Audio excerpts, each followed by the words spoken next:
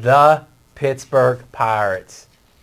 Yes, it's the first time I ever said that phrase on Pregame.tv. But hey, we got Mr. Pittsburgh here, and the Pirates seem to have a lot of people talking, so let's talk about them.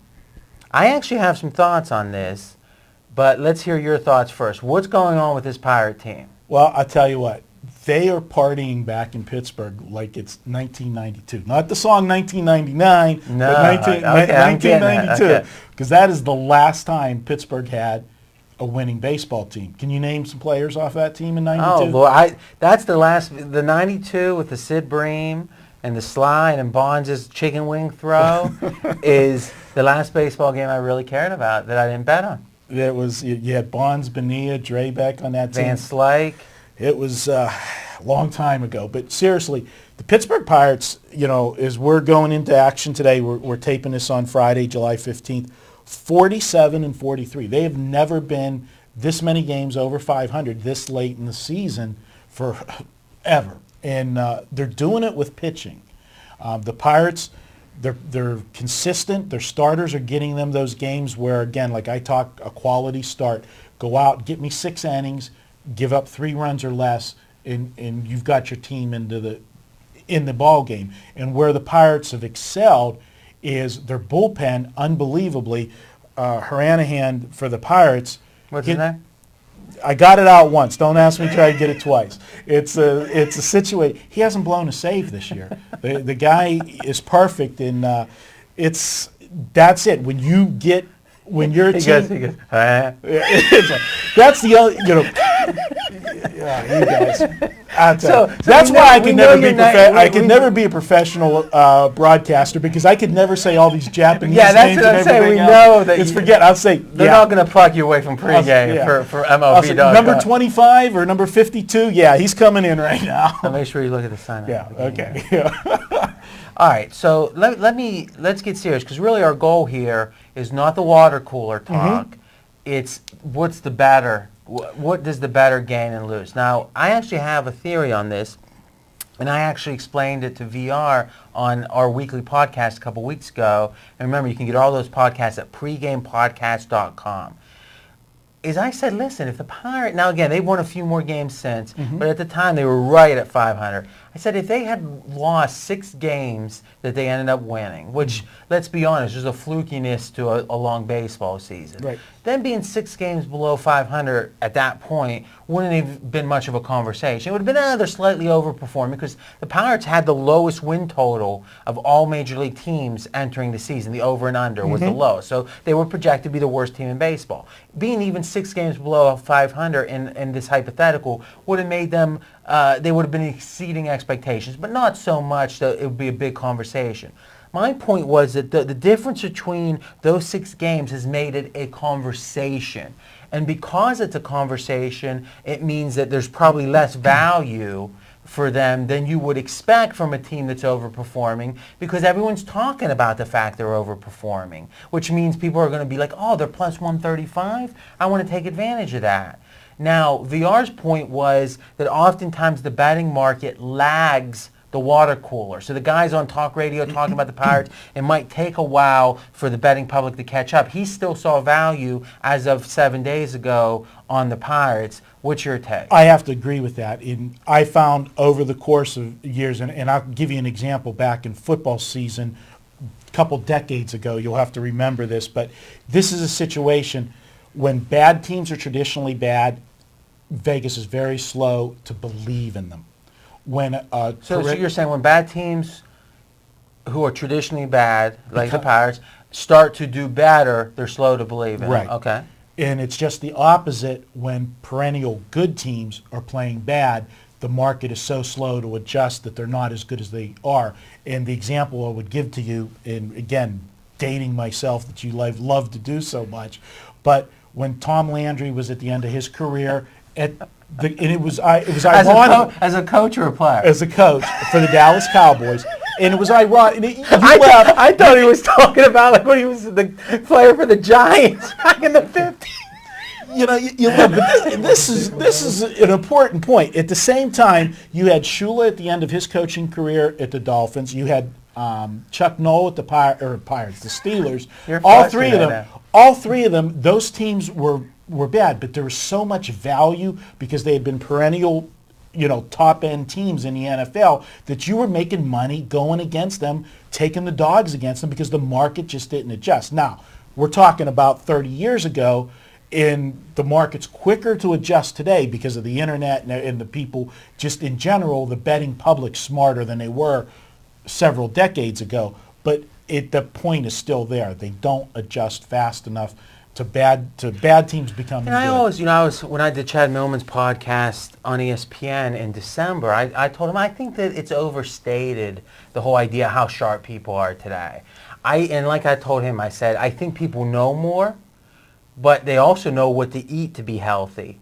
And we're as a country, and I'll take a little blame on that myself. we're as a country we're overweight because we know what to eat, but we don't have the discipline to do it all the time. And I think bettors are the same way. They might know not to bet every Monday night game because they read it, but the fact of the matter is it doesn't change the fact they do. I agree with you on that, but on the same token, when you have sites like ours, pregame.com, where there is such a wealth of information. Again, I think people, and that's what separates the winners from or at least the people on the path to becoming a winner and the perennial losers is everyone that reads knows the right answer, but again, are you going to do it? So everybody doesn't, but I tell you what gives me a thrill is whenever I do a podcast or like the pregame radio show and then people go back in and comment. Oh no, I'm not saying, and then we'll move on. I'm not saying no one's learning. Mm-hmm. I'm saying if you look at the market, the top 10% of intellect people are approaching this trying to learn are going to be at a site like ours. Mm-hmm. So now you've got 90% not even at any sites like this. And then amongst that 10, only half of them are going to really learn anything, and only half of them are necessarily going to act upon it. So it ends up being a small percentage of the overall batters, though a healthy percentage of the people who are pregame. So I agree with you there. So let's talk Pirates specifically. So you're saying if you agree with VR, it sounds like you still think there's value on the Pirates. There's going to be value on the Pirates in certain. Here's the situation where I think that there's not going to be value with the Pirates, and this is the key to what their season's been so far. I told you the pitching staff has been phenomenal for the Pirates. I've already jumped in and made some big plays against the Pirates in this spot. When these pitchers, and they've got some young arms, are pitching against the same team now for the third time during the season, the advantage of the young arms goes away. When a team faces a pitcher for the first or second time, the rookie or the young pitcher that they haven't seen that often, he has a tremendous edge over the hitters. And one of the guys was McDonald a couple starts ago against Houston. This was the third start against them. He had owned them in the first two starts. Houston tattooed him in the third start.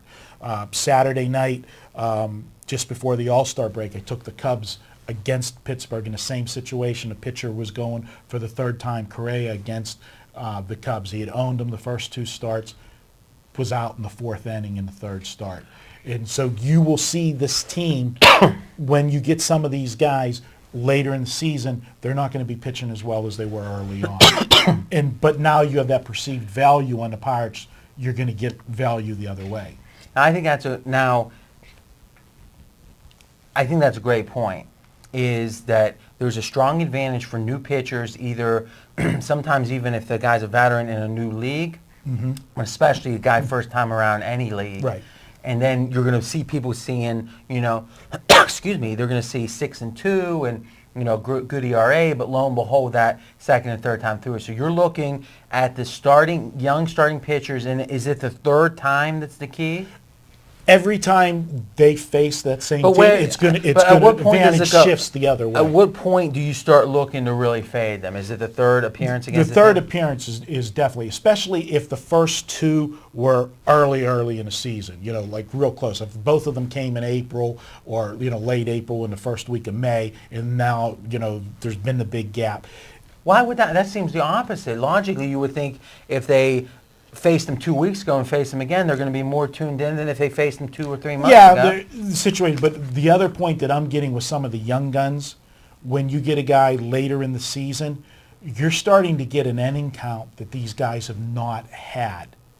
When they pitched in the minor leagues, their season's not as long. Now we're talking about two different, and I think they're both valid. One is teams becoming familiar and then thus having the advantage, the hitters. But number two you're talking about is just arm fatigue, and that would be applicable if they were pitching against a team for the first time all year. Sure. But if they're tired, they're tired. So you're saying young pitchers are going to be trending downwards because of familiarity and because of fatigue. Correct. And Pittsburgh is a perfect example of having a number of those pitchers. Right. Now, with that same scenario, how did you handle Mark the Bird Fidrick in '76?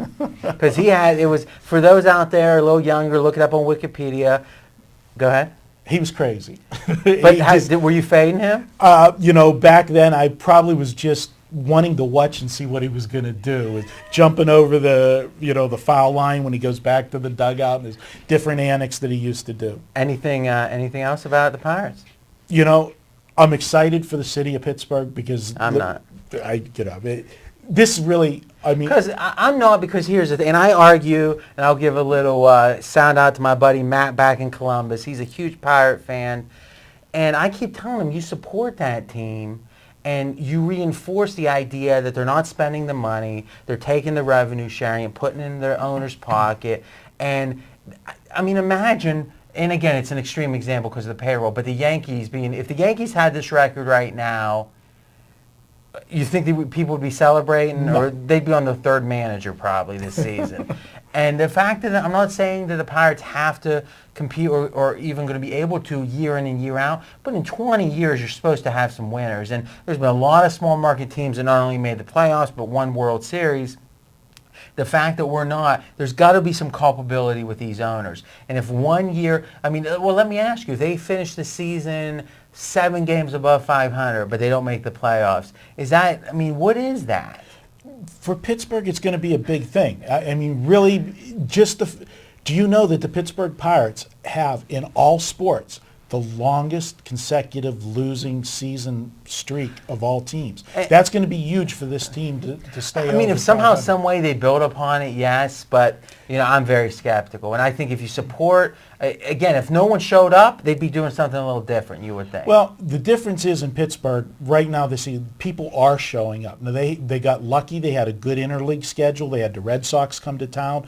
Pittsburgh sold out for the series against the Red Sox. And now that the Pirates are actually winning, they're getting crowds on days other than a free giveaway, fireworks night. So you would hope that management, ownership would look and see, the fans are supporting us. We need to put some more money back in it because they have a product right now that if they could get a little bit more hitting on this team and the pitching holds up, they got a young ball club that can go somewhere in a few years. All right. Any closing thoughts? All right. So, guys, I'm going to tell us. So, if you're looking for handicapping, you can stop this video. We're going to tell a Marco story. Before the video started, I made a joke, and I try to practice my jokes ahead of time. Not the exact same ones, but just getting the flow. And I said that Marco used to have a Horace Wagner baseball card in the spikes of his bicycle. And, everyone laughed, Dustin laughed. It was good. And lo and behold, Marco says, I met Horace Wagner. So, Marco, do you want to tell us that story? Actually, it was pie. It was Pie Trader, but it was in. Who? I was a little kid. Who? It was the '71 World Series. It was the Pirates. You weren't that little. I was 10. Okay, I was 10. All right, and we hadn't discovered the Bellagio buffet yet, so I still was little. But I was there. I had my Pirate gear on and everything, at the stadium, and he was there walking, and and my dad said, "Oh, that's so and so," and obviously I'm a little kid. I don't know who that is, but he's a famous former Pirate, but. He was there because I don't know if he was working or whatever, was with the Baltimore organization. It wasn't Horace Wagner. No, and actually. And you didn't have his baseball card. Well, I probably did, but situation was, he reached out, he shook my hand or patted me on the head and says, I hope your team wins today, but he was rooting for the other side because he had ties to Baltimore at that point. So that was my little kid, and I got to tell you, the fake story was a lot more interesting. Well, whatever. It's usually like that. Though. Yeah, you like, the truth the bottom is line is Marco's going to get his balls busted, and we're going to talk about Marco's age. And buffets. And buffet. So Well, you got the whole trifecta there. Here's the thing. We haven't done a lot of videos in the summer. You've been, anchoring them. VR's been anchoring them. And I'm getting ready for football. And this is like my training camp. You were jonesing to busting the ball. No, it's my training camp. I'm doing it for the viewer. Viewers, I hope you appreciate it. We're going to be back. Remember, we were doing a couple of videos here about baseball. And we talked about second half handicapping techniques. Clearly, this video is about the Pirates. We got one more on the Yankees and how to bet them in the second half. Remember, you can get all of our videos at pregame.tv.